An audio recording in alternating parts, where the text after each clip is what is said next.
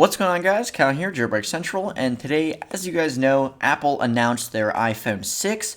Big stuff happened. They also talked about the iWatch and announced that as well. So today I'm going to be taking a look at the iPhone 6's features, giving you guys a recap of the iPhone 6. You can look out for a similar video probably either later today or tomorrow on the iWatch and then the other stuff that they did. So the iPhone 6, as you guys can see here, they definitely changed the design. So the latest iPhone, the 5S, is sort of more squarish, straight-edged.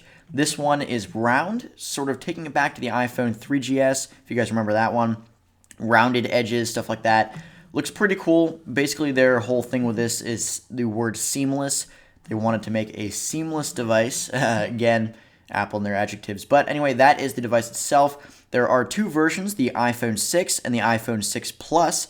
iPhone 6 is the 4.7-inch screen, and the iPhone 6 Plus is the 5.5-inch screen. Now, there is a $100 difference between the two.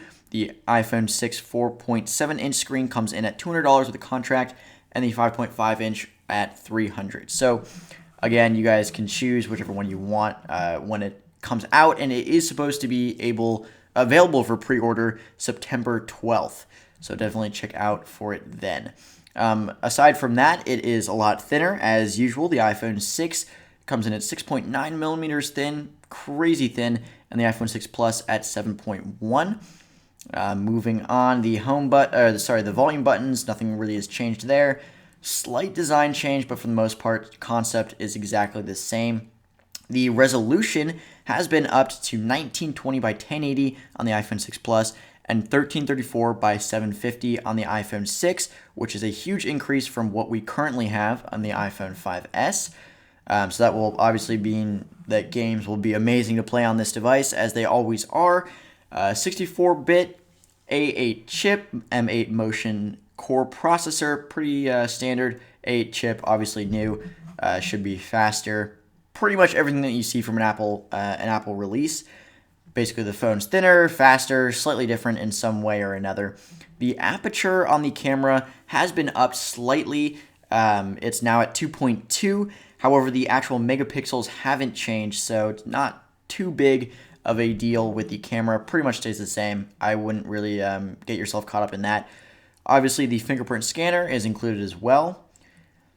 And then just some miscellaneous apps and stuff. And then, of course, iOS 8, which I'll talk about in a separate video. Overall, I think the phone is pretty cool. I don't think it's really what we're expecting.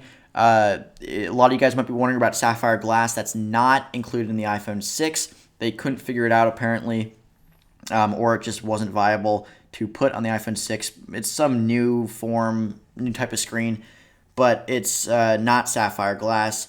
There's not a ton of great features on this new phone besides the design change, which isn't that big a deal.